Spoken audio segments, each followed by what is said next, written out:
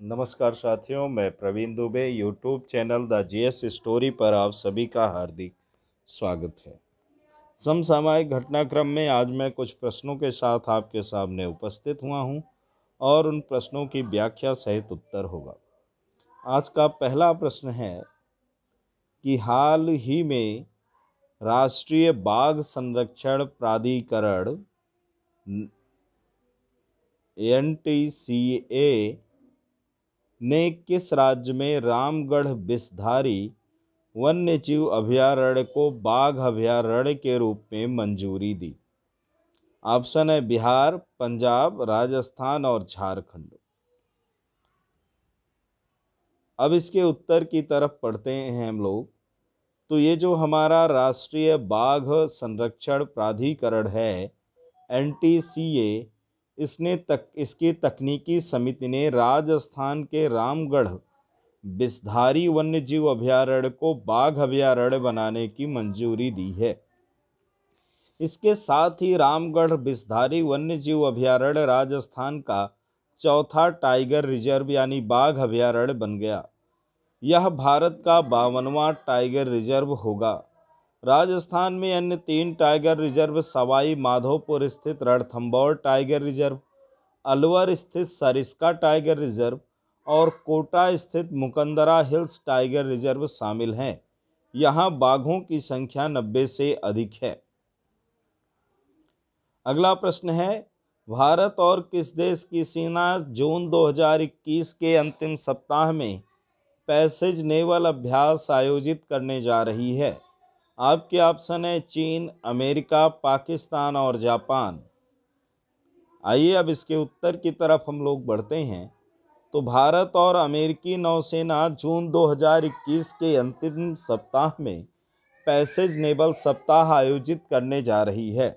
भारतीय नौसेना और अमेरिकी नौसेना के Ronald Reagan carrier striker group के साथ अभ्यास में भाग लेने के लिए समुद्री गश्तपोत और अन्य विमान ले जाए जाएंगे।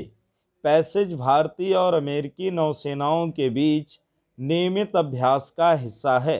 यह द्विपक्षीय और बहुपक्षीय प्रारूप का एक खुली, समावेशी और नियम आधारित अंतर्राष्ट्रीय व्यवस्था की प्रतिबद्धता सुनिश्चित करने के लिए दोनों सेनाओं के साझा मूल्यों को रेखांकित करता है।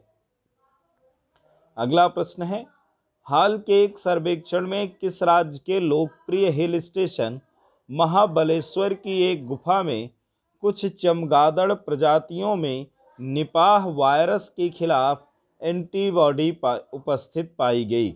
निपाह एक वायरस है जो चमगादड़ से फैलता है और मानव को भी पीड़ित करता है। आपके ऑप्शन हैं बिहार, महाराष्ट्र, केरल और तमिलनाडु। आइए हम व्याख्या की तरफ बढ़ते हैं। महाराष्ट्र के सतारा जिले में स्थित महाबलेश्वर की गुफाओं में निपाह वायरस से होने की पुष्टि हुई है। वैज्ञानिकों ने इस वायरस को लेकर अलर्ट किया है। इस पुष्टि के बाद सतारा जिले के महाबलेश्वर के पंचगनी पर्यटन स्थल को फिलहाल बंद कर दिया गया है। निपाह एक तरह का दिमागी बुखार है। इसका संक्रमण तेजी से फैलता है। यह वायरस संक्रमण होने के लगभग 48 घंटे के भीतर व्यक्ति को कोमा में पहुंचा देता है। निपाह वायरस चमगादड़ों द्वारा किसी फल को खाने अथवा उसी फल को मनुष्य द्वारा खाए जाने पर फैलता है। कहने का मतलब है कि अगर कोई ऐसा फल है जो कटा आपको मिलता है तो कोशिश करें कि इन कटे हुए फलों को खाने से इग्नोर करें, उनको ना खाएं, तो इस निपाह वायरस से बचा जा सकता है। मूडीज, अगला प्रश्न है, मूडीज इन्वेस्टर सर्विस 2021 के लिए भारत का विकास अनुमान घटाकर कितना प्रतिशत कर दिया गया है? मूडीज इन्वेस्टर सर्विस एक रेटिंग एजेंसी है जो दुनिया भर के देशों की रेटिंग को चेक करती है कि कहां पर डेवलपमेंट रेट, जीडीपी रेट किस स्तर का होगा। तो पहला ऑप्शन 8.6%, दूसरा 10.6%, तीसरा 7.6%, चौथा 9.6% है। तो आइए उत्तर की तरफ हम लोग बढ़ते हैं।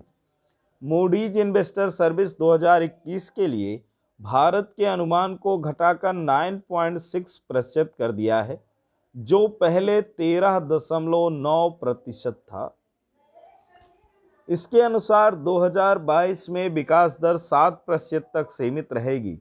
इस रिपोर्ट के अनुसार उच्च आवृत्ति वाले आर्थिक संकेत दर्शाते हैं कि भारत में कोविड-19 की दूसरी लहर ने अप्रैल और मई में अर्थव्यवस्था को बुरी तरह प्रभावित किया है।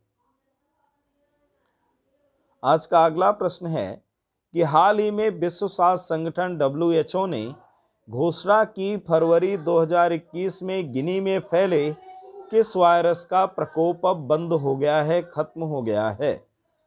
ऑप्शन है Ebola virus, Nipah virus, swine flu virus, इसमें से कोई नहीं। उत्तर की तरफ हम लोग बढ़ते हैं। हाल ही में विश्व स्वास्थ्य संगठन ने फरवरी 2021 में गिनी में फैले इबोला वायरस का प्रकोप अब खत्म हो गया है।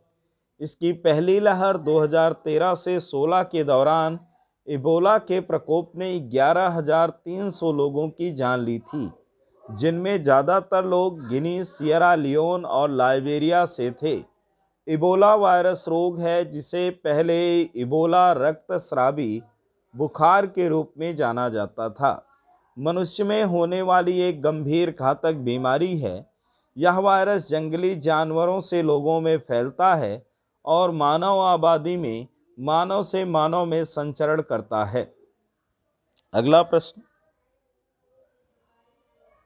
निम्नलिखित में किस राज्य सरकार ने इलेक्ट्रिक कार खरीदने पर 1.5 रुपये या प्रति किलोवाट पर 10,000 तक की एक बार प्रश्न को फिर से हम पढ़ते हैं।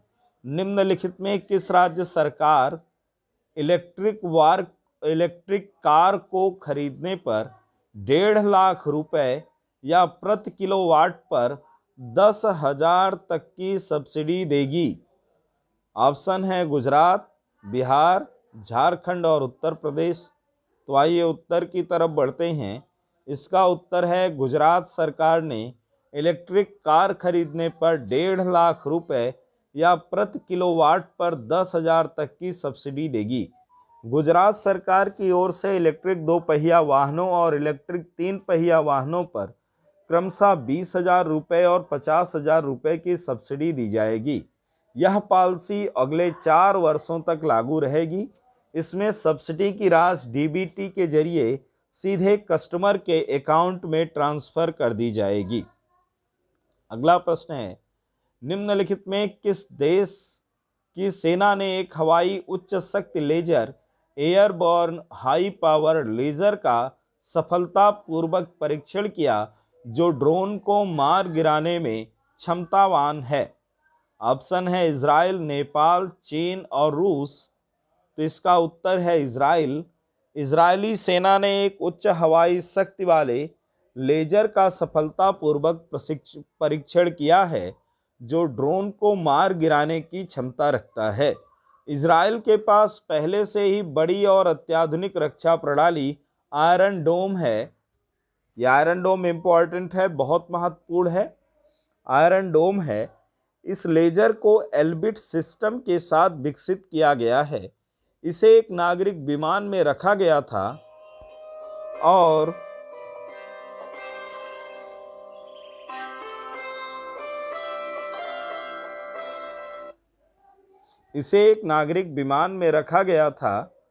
और भूमध्य सागर के ऊपर किए गए हालिया परीक्षण में इस ड्रोन को सफलतापूर्वक मार गिराया गया। अगला प्रश्न है, संयुक्त राष्ट्र लोक सेवा दिवस निम्नलिखित में से किस दिन मनाया जाता है? 10 मार्च, 12 मई, 23 जून और 29 जुलाई। आइए आंसर की तरफ बढ़ते हैं। तो संयुक्त राष्ट्र प्रतिवर्ष 23 जून को दुनिया भर के लोक सेवाओं के प्रति सम्मान और कृतज्ञता के प्रतीक के रूप में संयुक्त राष्ट्र लोक सेवा दिवस मनाया जाता है। यह दिवस लोक सेवकों के कार्य को मान्यता देते हुए समाज के विकास में उनके योगदान पर जोर देता है, युवाओं को सार्वजनिक क्षेत्र में कैरियर बनाने के लिए प्रेरित करता है और 20 दिसंबर 2002 को संयुक्त राष्ट्र महासभा ने 23 जून को लोक सेवा दिवस घोषित किया था। धन्यवाद मित्रों, आज के लिए इतना ही। कल हम फिर उपस्थित होंगे समसामयिक घटनाक्रम के साथ। जय हिंद, वंदे मातरम।